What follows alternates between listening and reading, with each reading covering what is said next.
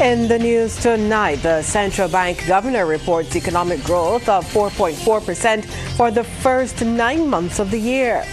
The Fair Trading Commission launches a new mobile code giving customers more protection.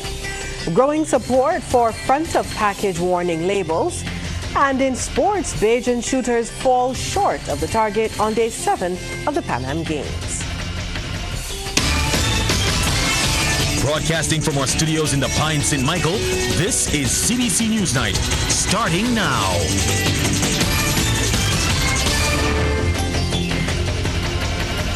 Very good evening to you. I'm Lisa Broom. Thank you so much for tuning in. In our top story tonight, the Barbados Tourism Marketing Inc. is looking for creative ways to increase airlift to Barbados and ultimately boost arrival numbers. The disclosure tonight from Chairman of the BTMI, Shelley Williams. She's responding to Central Bank Governor Dr. Kevin Greenidge's call for more airlift to boost tourism, especially out of the U.S. market.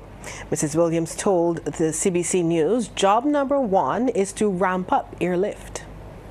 You would have seen recently that we just announced the Cayman Airways, and many Barbadians question why Cayman Airways. But Cayman Airways, this particular flight, when we negotiated with Cayman Airways, this is their LAX flight. So this flight is actually from Los Angeles. So what we have been doing is actually looking at our regional airlift, like Caribbean Airlines, like Cayman Airways, like Bahamas Air. You would have seen in the summer season, we introduced a gateway that was closed since probably about 2018, that JetBlue stopped flying from Fort Lauderdale, and now we reintroduced that flight in the summertime using Bahamas Air, and we can expect to see that flight, the return of that flight, quite shortly. Ms. Williams says it's important to maintain dialogue with the airlines. We have been meeting with them in the market. Our market leaders have been meeting with them on a monthly basis. Us in Barbados, our headquarters, led by the minister, has been attending conferences like routes and getting on those Zoom calls. And you would have seen the increase continues to happen. We are now having flights out of Charlotte. We're having triple daily flights out of Miami for the season, and we will continue in this light. But we are finding more creative ways by using our regional carriers to open these gateways for us. And joining us live now with more details about the Central Bank Governor's review is Ryan Broom. Good evening, Ryan. Good evening, Lisa. Well, the central bank governor has reported economic growth of 4.4% for the first 9 months of this year. He says this represents the strongest 9 months of growth since 2006, with the exception of last year, when the figure stood at 17.3%. Now, tourism continues to be the main driver of economic growth, but as we heard earlier, he's worried about airlift out of the U.S. The U.S. market, at the peak, we had 168,000 tourists. Now we are 129, so there's still a bit of space to catch up before you reach full pre-COVID. We are better than 2018 and 17, but still below 2019. And the main constraint here reflects, again, airlift capacity. It has improved over last year, but it remains still an area where we can get more if we can get the airlift and seating capacity coming out to the United States. In terms of CARICOM, we are pretty much close. We are 110,000 below where we were in 2019. And so this continues, as long as we can continue to keep our yearly calendar of events going, this will continue to grow, and there's a strong performance. And again, Canada is back where it's supposed to be. However, Lisa, Dr. Greenidge has indicated the growth was spread across multiple sectors, making it more resilient. So in tourism sector as a whole, we had 13% growth. Expansion in tourism GDP, construction 6.2%. That will have benefit from tourism projects and continuing road works. Agriculture performed strongly with 10.7% growth in the agriculture sector, led by food crop, which grew by over 22%. Even though there were some adverse weather conditions, food crop increased very strong. The heat and the adverse weather condition would have impacted milk and also would have impacted chicken, but overall, very strong performance in agriculture. And according to Dr. Greenwich, even though the debt stock increased by roughly $187 million, the debt to GDP ratio fell 5 percentage points to 115.4%. Reserves rose to $2.9 billion, or approximately 30.3 weeks of import cover, while unemployment fell to 8.5% as of the end of June. Now, as for the outlook for the remainder of the year, the central bank governor says the economy is expected to continue to grow between 4 and 5% of GDP. That growth over the medium term is expected to come, and I said it last time, through continuing investment. Under the BORT program, we expect the private sector to step up investment from the current roughly 8% of GDP, which is just under $1 billion, to close to $2 billion. That's how we're going to get the growth going forward. That's what is built into the numbers. Government will continue to step up on its capital expenditure program also. And with that, we expect this year is almost over 1 quarter to go, we're expecting 4 to 4.5%. And Lisa, Dr. Greenwich also spoke of the need for a private sector investment if the Barbados economy is to continue on its growth path. But that's it from the Central Bank's report today. It's back to you. Thanks, Ryan. Well, if you own a cellular phone or you're thinking about getting one, you now have extra protection. That's because the Fair Trading Commission has launched its 2023 Mobile Telecommunications Code.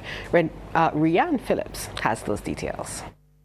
The 32-page 2023 Mobile Telecommunications Code is designed by the Fair Trading Commission to ensure customers easily understand contracts, bills, and other things.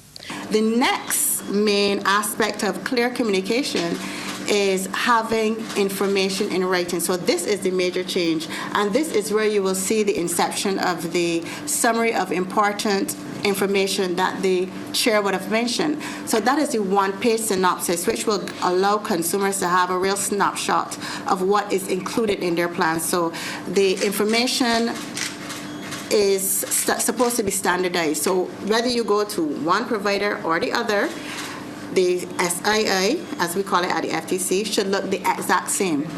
The information may vary, but there are sections that are supposed to be mandatory. So you're supposed to know how many minutes you have, how much your data allottage is, what is the cost of exceeding your data plan. Those are the things that are supposed to be included in that SII. It comes in response to several complaints by customers. Between 2013 and 2015, the Commission received 24 telecommunication complaints and queries. That number increased between 2016 and 2019, rising to in excess of 86 complaints and queries. Some of the issues raised related to advertisements, contract terms, data usage, and high charges. Sections of the 7-Section Act came into effect from the 1st of this month, and the remainder are set to take effect from December 1st and April 2024. And here's what the providers have to say. We want every Digicel customer to feel confident in their choices, knowing exactly what they are purchasing and what they can expect from us. To achieve this, we are making a solemn promise that at every touch point, be it our dedicated retail staff, our informative website, our engaging social media channels, we will ensure that our customers have access to all the information that they need. We fully support this initiative, and our teams have already completed the requisite training for the implementation of this code. We have also fully aligned our operations with the code to continue to provide our customers with exceptional service and value. Should there be any breaches, the Commission can take action. There are a wide range, as you know, of enforcement tools included in the Consumer Protection Act. And if the offense or the breach that has been raised by the consumer is analogous to something that is within our Consumer Protection Act, we have a wide range of options, including taking that service provider to court. There is a commitment to upgrade the document as the need arises. Rianne Phillips, CBC News. And the Minister of Energy and Business Development, Senator Lisa Cummins, has welcomed the launch of the Mobile Communications Code. She's commended the agencies and service providers for making it a reality. This code itself, therefore, represents a vision of the telecommunications industry that prioritizes those needs. It prioritizes those rights. While it supports competitiveness and innovation, it also ensures that consumers enjoy the transparency and fairness that we all aspire to while using those telecommunications services. In terms of the telecommunications sector more broadly, it is ever evolving. The technology is forever changing. We're seeing new products that we never thought we needed being entered on the market, and we're buying them at a fast rate. And so as the sector changes, our regulatory frameworks must also keep keep a pace with these developments.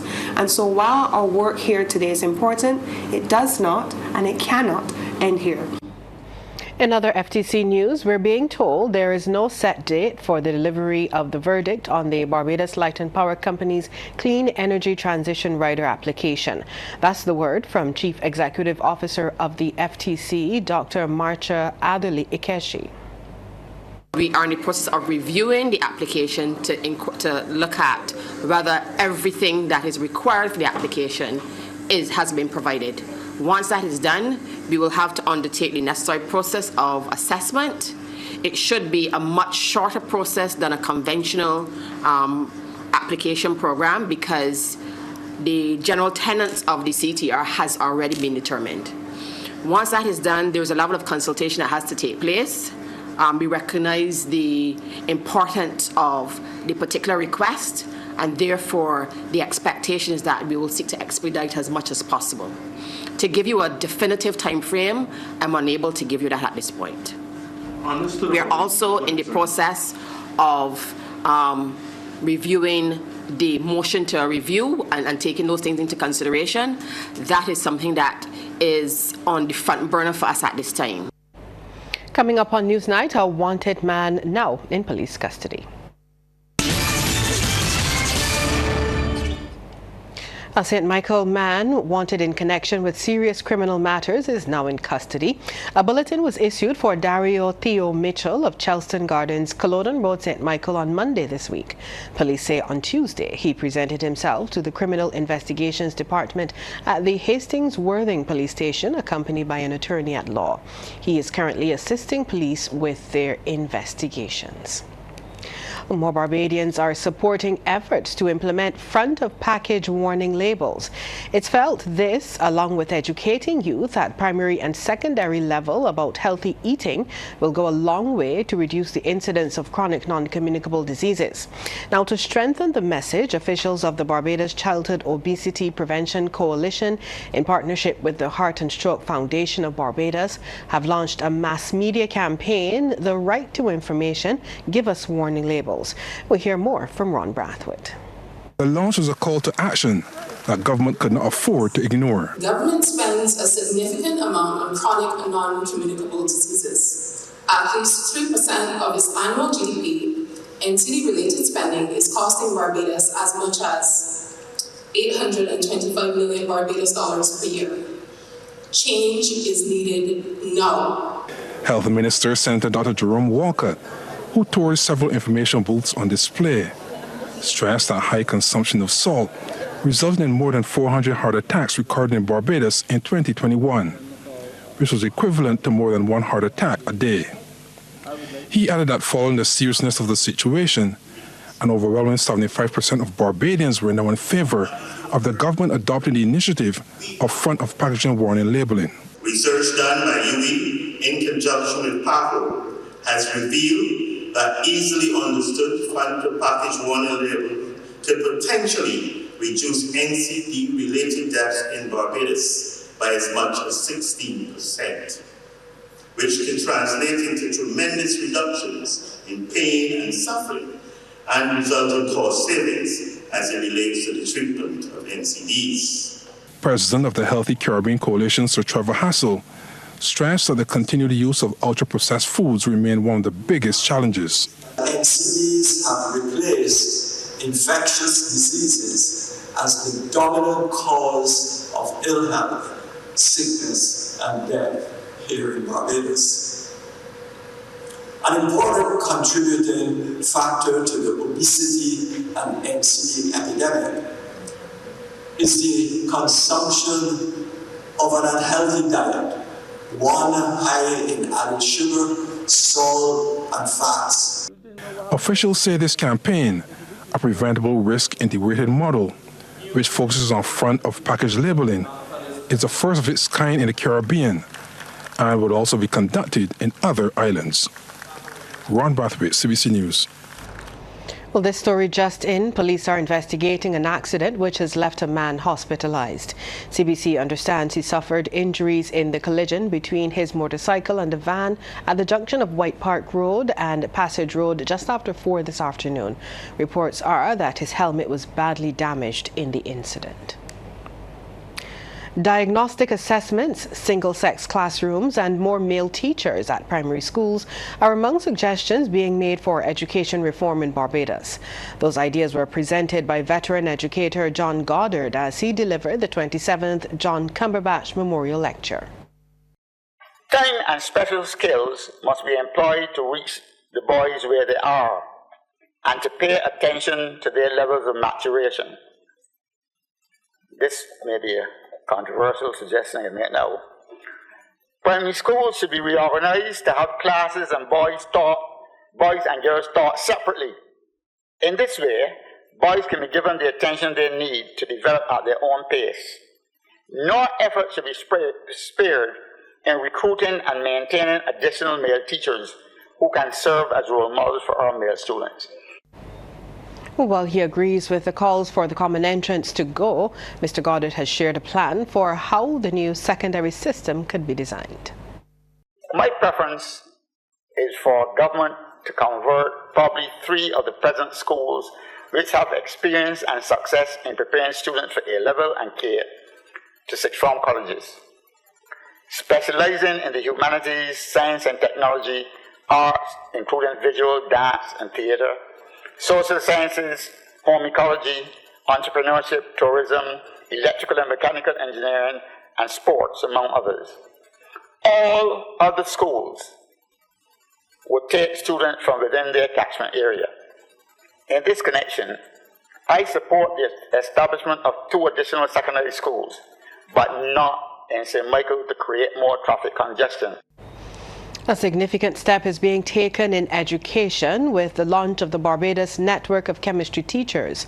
Lecturer in Synthetic and Organic Chemistry at the UE, Dr. Janice Badnock, says among the goals is to inspire a new cadre of scientists in Barbados. Professional development. This network is poised to facilitate continuous professional development for chemistry teachers. Workshops, seminars, and training sessions can be leveraged to keep our educators up to date with the latest research, teaching methods, and educational technologies. Number 2, resource sharing. Consider, I implore you, to create a centralized repository of educational resources, from lesson plans and lab experiments to digital tools and teaching materials. By sharing your collective knowledge, the quality of education nationwide can be enhanced. Head of Biology and Chemistry, Professor Avril Williams, says it's important for the development of chemistry teachers, but the road ahead is riddled with challenges.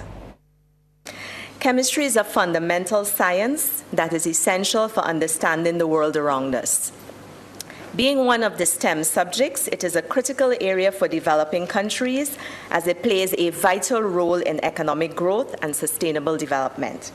However, as we are all aware, chemistry teachers in small island developing states such as Barbados often face significant challenges such as lack of access to resources, professional development opportunities, and support networks, which can make it difficult for the delivery of high-quality instruction to their students. The Financial Action Task Force today agreed Barbados has successfully completed its action plan and qualifies for an on-site visit early next year. This is the final step in the country's quest to be removed from the list of jurisdictions under enhanced monitoring. Barbados's removal signifies the country has made substantial progress in strengthening the effectiveness of its regime to combat money laundering, financing of terrorism, and financing of proliferation of weapons of mass destruction.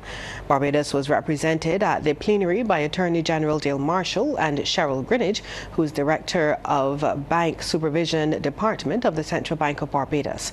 The on-site visit is scheduled for early 2024, at which time Barbados will receive confirmation of whether or not it will be delisted. 24 Barbadian students will be putting the concept of regional integration into practice as they spend the next week in Jamaica. The students from Harrison College departed the island this week. Here's Sharika Griffith. For the second consecutive year, Upper 6 students of Harrison College are participating in an exchange program with a school in Jamaica. This time around, they've partnered with Arden High School, one of the country's top-performing institutions. HC's head girl and head boy, Daniela Clark and Shay Talma, are part of the group. It is something that I think is very inspiring, to be part of something that means something for not just us as a school, but for us as a country, to see what comes out of something like this, what happens in our schools, what happens in our education system, what we can implement to better ourselves and our nation in terms of education on a whole. And it's just really inspiring to see these kinds of steps being taken towards bettering our future as a nation. Last year when this same student exchange happened, Camping College came to Barbados, and that was quite exciting to meet Jamaicans and interact with them in person. So we're looking forward to see another set of Jamaicans and see what they do different in education and their social and just how they do life. The students will be accompanied by 6 chaperones. Former sixth form year head Carl Applewaite says the experience is intended to not only help students exist, but thrive in a globalized world. The students and staff will be exposed to numerous courtesy calls in Jamaica, inclusive of the Minister of State in Education, the Minister of Culture, and the Prime Minister Holness himself. In addition to this, we will be attending school on a daily basis, so the students will be gaining academic knowledge while we are there. There's the cultural part of it, the socially developmental part of it as well. So in essence, what we are hoping to build from this exchange is what I would say global citizenship. The initiative has the support of Principal Kayleen Kelman-Holder. I think this is a wonderful opportunity for our students to gain experience, to interact with colleagues in another situation and to learn from them. I also think it's a good opportunity for us to share some of what we have here at Harrison College with our counterparts in Jamaica. The group returns to the island on October 31st. Sharika Griffith, CBC News. The Barbados Light and Power Company is closer to making its more than decade-long quest to generate wind energy a reality. Director of Asset Management, Rohan Seal, says the 10-megawatt farm at Lamberts in St. Lucie is now on a fast track and could become bigger. To scale it from 10 megawatts to between 30 or 50 megawatts or so. So currently, lots of wind. So lots of discussions ongoing, and also a review of the studies and analysis being done to date. All of that is under review. Where we are currently is the intention is to actually perform a further assessment of the wind regime, and that should take place shortly in collaboration with the ministry and their consultants. So certainly that would then allow us to be able to continue and at least see some positive development at Lamberts in the near future. As for the time frame for the scaled-up wind farm, Mr. Seal says there needs to be a 12-month yield assessment done first. In relation to other renewable energy, he explains once 100 megawatts from the solar energy is surpassed, the company is considering mitigation measures to prevent spiking and destabilization of the electricity supply. Which is why the utility is seeking to procure batteries. So there's a need, especially during those peak hours when there's a proliferation of generation, so that generation then is absorbed by the batteries, and then it can be released later on to benefit customers and also benefit the system. As Roger mentioned, one of the things where we have no control over the licensing, etc., of those additional PV systems, what we are seeking to do is to control in a very responsible manner how those PV systems are brought on for the rest of the year. Several young people are now better equipped with skills to manage their own agricultural businesses. This could help boost the island's efforts at food security. The 18 young people have graduated from Empower Youth's International Teen Agri-Entrepreneurship Innovators Program, which was funded by the French Embassy. Director Franz Herwood Hamblin says the purpose of the program is to educate and equip the next generation of agri-entrepreneurs with business skills. It is held annually for teens 12 to 18 years old from various secondary schools. She gave the participants some advice at the recently held graduation ceremony. Dreaming about your own business is just one first step.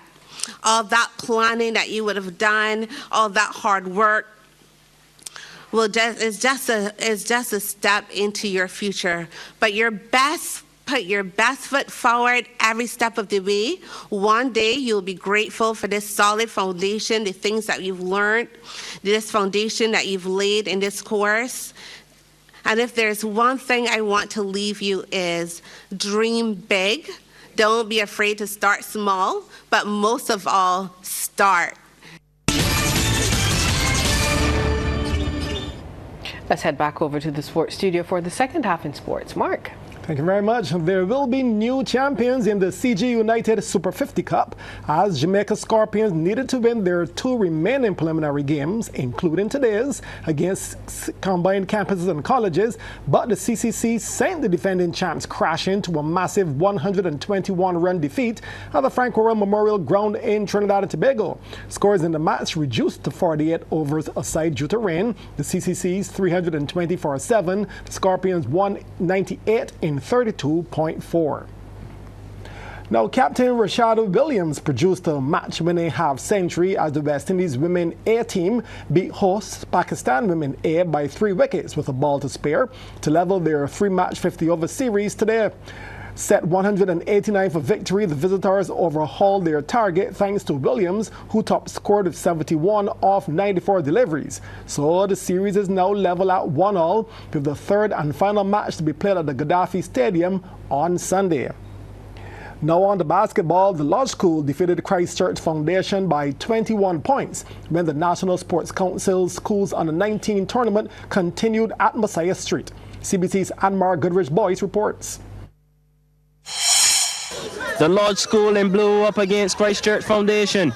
We pick up the action in the fourth and final quarter with the score 46-25 in favour of Lodge. First scoring opportunity of the quarter. Dante Wharton moves up court, under pressure, takes the jumper, but in and out. Foundation now trying to get up court, but possession swiftly changed hands again. Lodge effecting the turnover. Nathan King sets and puts up the shot, but that too is off the rim. Foundation had their fair share of chances as well. Micah Burr is all alone in the paint, but the layup is no good. The first points of the fourth quarter finally came. Quick transition, and with Sean Bailey drives to the bucket, that's 2 points, taking the score to 46-27 and a 19-point advantage. Lodge continued to struggle from 2-point range. King again just can't get the shot to go. Well, Foundation took full advantage on the break. Easy layup for Duke. 2 of his 10, cutting the lead to 17. Knowing that they had a sizable lead, the Griffins did not panic. Dominic Bourne off the backboard and in. Points for Lodge. Foundation clapped back immediately. Lodge unable to apply the brakes, even with a double team, and Kenty Morris is through the traffic. 2 of his team high 15. Foundation were down but not out of the contest. Daniel Harden moves forward, bit of deception, 1 bounce and in, 48-33. With the very next play, Lodge kept on the pressure. Tashane Dawson buys 2 of his game-high 22. Lodge started to extend their lead again at this point. Victor Simpson is outnumbered, but manages to get the assist to Bourne, who makes no mistake. Morris again for Foundation, executing the Euro step. Absolutely fantastic. That's 2 more. Nevertheless, Foundation never made a significant dent in the deficit as Lodge prevailed by 21 points, 61-39. Anmar Goodrich-Boyce, CBC Sports. And that's our news tonight. Thanks for joining us. Good night.